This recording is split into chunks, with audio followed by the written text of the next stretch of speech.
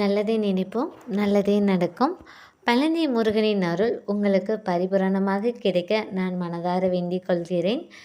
மாற்றத்தையும் புதுமைகளையும் உருவாக்கக்கூடிய மிதுன ராசி அன்பர்களே, உங்களுக்கு இந்த 2025வது வருடம் எப்படி இருக்கப் போகிறது என்பதனையும், கிரக நிலைகள் எப்படி இருக்கிறது என்பதனையும் இந்த வீடியோவில் முழுவதுமாக கேட்கலாம். கவனமாக முழுவதுமாக கேளுங்க, ஸ்கிப் பண்ணாமல் பாருங்கள். அப்போ தான் இந்த வருடத்தில் எதெல்லாம் செஞ்சால் நல்லாயிருக்கும், எதெல்லாம் செய்யாமல் நம்ம அவாய்ட் பண்ணணும் அப்படிங்கிற ஒரு புரிதல் உங்களுக்கு கிடைக்குங்க. ஸோ மிஸ் பண்ணாமல் பாருங்கள், ஸ்கிப் பண்ணாதீங்க.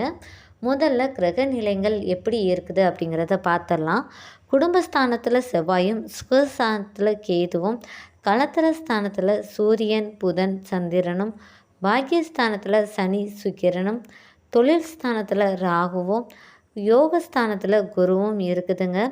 இந்த வருடம் உங்களுக்கு எப்படியெல்லாம் அமையப்போகுது அப்படிங்கிறதையும் இந்த வீடியோவில் முழுவதுமாக பார்க்கலாம் வாங்க.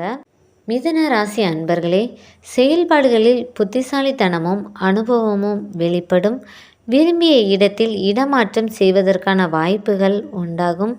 உறவினர்களிடத்தில் அரவணைத்து செல்வது நன்மதிப்பை ஏற்படுத்தும். காரமான பேச்சுக்களை குறைத்து கொள்வது நல்லது. உடன் பிறந்தவர்களின் எண்ணங்களை புரிந்து கொள்வீர்கள். தாய்மாமன் வழியில் சில சிறு கருத்து வேறுபாடுகள் ஏற்படும். கற்பனை சார்ந்த துறைகளில் திறமைகளை வெளிப்படுத்துவீர்கள். கணித துறைகளில் இருப்பவர்கள் சற்று கவனத்துடன் இருப்பது நல்லது.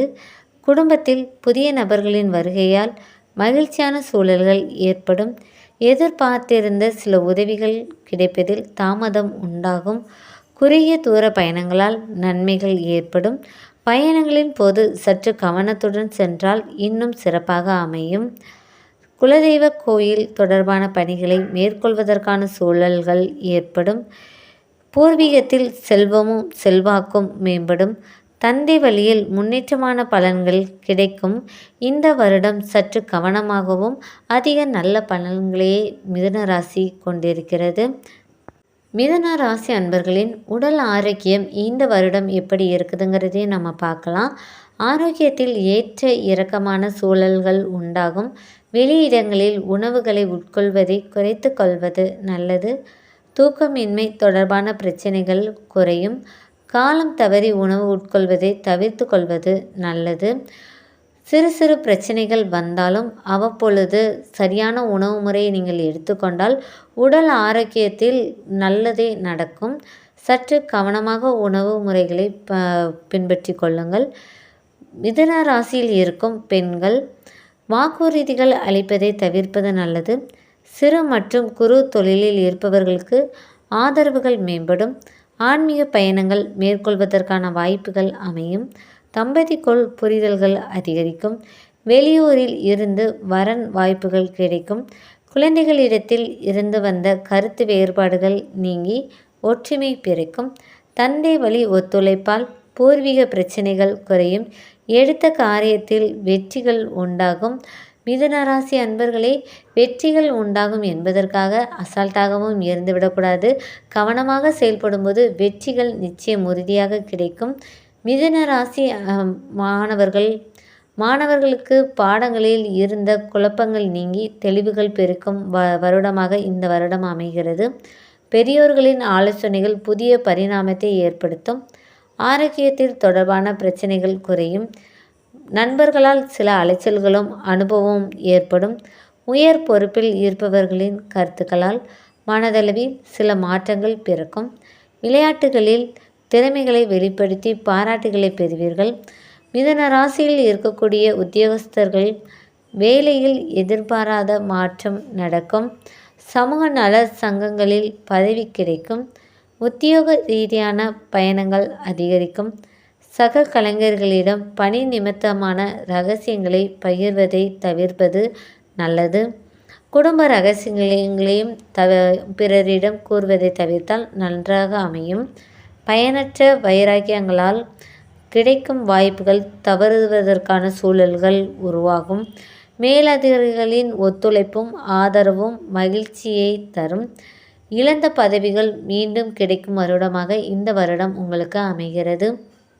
வியாபாரிகள் என்னெல்லாம் செய்யணும் அப்படிங்கிறதையும் நம்ம பார்க்கலாம். மிதுன ராசியில் இருக்கக்கூடிய வியாபாரிகளே, தொழிலில் உயர்நிலையை அடைய சாதகமான வாய்ப்புகள் அமையும். புதுமையான விஷயங்களை செயல்படுத்துவதில் ஆலோசனை பெற்று முடிவெடுக்கவும். வாகன பயணம் தொடர்பான தொழில்களில் ஒத்துழைப்பும் ஆதரவும் மேம்படும். வரி விஷயங்களில் விதிக்கு உட்பட்டு செயல்படுவது நன்மை தரும். விவசாயிகளுக்கு லாபம் ஓரளவு குறைவாகவே இருக்கும். மிதுன ராசியில் இருக்கக்கூடிய கலைஞர்களுக்கு என்ன நடக்கலாம் அப்படிங்கிறதையும் நம்ம பார்க்கலாம். கலைத்துறையில் இருக்கக்கூடிய மிதுன ராசி அன்பர்களே, இருப்பவர்களுக்கு புதிய திருப்பங்கள் ஏற்படும். எதிர்பார்த்திருந்த வெளியூர் பயண வாய்ப்புகள் தாமதமாகும். அரசு வழியில் மதிப்புகள் அதிகரிக்கும். ரசிகர்களின் தன்மைகளை புரிந்து புதிய படைப்புகளை உருவாக்குவதற்கான சூழல்கள் அமையும். நடனம் மற்றும் அலங்கார துறைகளில் இருப்பவர்களுக்கு அங்கீகாரங்கள் கிடைக்கும். வித்தியாசமான சிந்தனைகள் மூலம் திறமைகளை வெளிப்படுத்துவீர்கள். மிதுன ராசியில் இருக்கக்கூடிய அரசியல்வாதிகளுக்கு பணியில் அதீதமான கவனம் வேண்டும். பல வருட உழைப்புக்கான மதிப்புகள் கிடைக்கும் வருடமாக இந்த வருடம் அமையப் போகிறது. எதையும் சமாளிக்கக்கூடிய மனப்பக்குவங்கள் உருவாகும். நேர்மையுடன் செயல்படுவதால் பொறுப்புகள் மேம்படும். சிலரின் மீது மேலிடத்து நடவடிக்கைகளும் பார்வைகளும் ஏற்படும். ஆக மொத்தம் மிதுன ராசியில் இருக்கக்கூடிய அன்பர்களே, கவனமாகவும் சற்று சிந்தித்து செயல்பட்டால் வெற்றியும் மதிப்பும் மரியாதையும் அதிகரிக்கும் வருடமாக இந்த 2025வது வருடம் உங்களுக்கு அமைகிறது. சில உடல் பிரச்சனைகள் வருவதற்கான வாய்ப்புகள் இருந்தாலும் அதெல்லாம் சரி செய்வதற்கு என்ன வழிபாடும் பரிகாரம் செய்யலாம் என்று காணலாம். பரிகாரம் பணம் செலவழித்து செய்ய வேண்டிய அவசியம் இல்லை என நண்பர்களே, நான் சொல்வதை கவனமாக கேளுங்கள். நீங்கள் இந்த 2025வது வருடம் நல்ல வருடமாகவே வெற்றிகரமாக அமைய வேண்டும் என்றால் ஞாயிற்றுக்கிழமை ராகு காலத்தில் துர்க்கை அம்மனை வழிபாடு செய்து வர தொழில் சார்ந்த தடைகள் குறையும். சுப காரிய முயற்சிகள் கைகூட வருவதற்கு நிறைய வாய்ப்புகள் இருக்கிறது. நீங்கள் துர்க்கை அம்மனுக்கு கோயில் சென்று வழிபட வேண்டும் என்ற கட்டாயமும் இல்லை. துர்க்கை அம்மனை மனதார நினைத்து உங்கள் வீட்டில் ஒரு அகல் விளக்கு ஏற்றினாலும் உங்கள் வீட்டில் அந்த துர்க்கை அம்மன் அந்த விளக்கில் குடியேறுவாள் என்பதுதான் உத்தியோகம். அதனால் ஞாயிற்றுக்கிழமை தோறும் சுத்தமாக நீராடி ராகு காலத்தில் துர்க்கை அம்மனை வழிபாடு செய்தால் உங்களுக்கு ஏற்படும் இன்னல்கள் அனைத்தும் காணாமல் போகும். இதுவே இந்த வருடம் உங்களுக்கான வழிபாடு ஆகும், பரிகாரமும் ஆகும்.